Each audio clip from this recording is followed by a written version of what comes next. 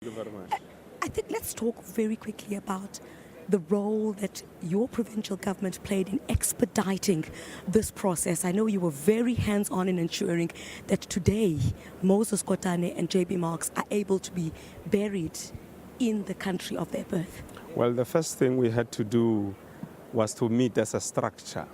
The second thing we had to do was to engage both families, and we are grateful that both families allowed us to engage them.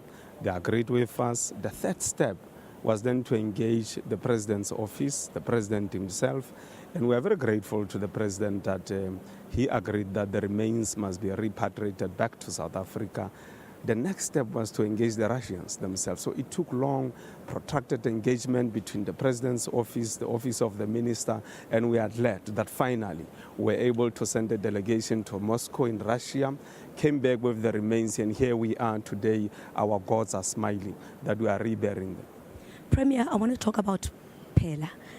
In Phela, many are saying that there still needs to be a lot of development that needs to take place. In particular, you've got such a struggle heavyweight, if I may, that comes from this particular area. I'm not saying that development should only go to areas with struggle heavyweights, but what next for Phela, for development in this area, for education, for hospitals?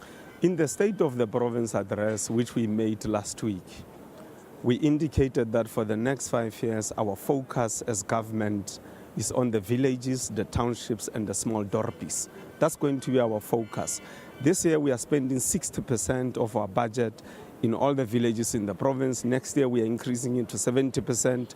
In 2017, it will be 80%. By 2019, it must be 90%, just focusing on the villages, the townships, and the small dorpies. So Tampostad, which is actually known as Phela. Phela is a colonial name.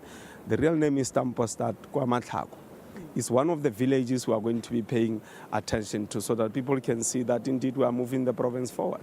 Thank you very much for your time there, the Premier of the province, Supra Mahimopula. Let's go live.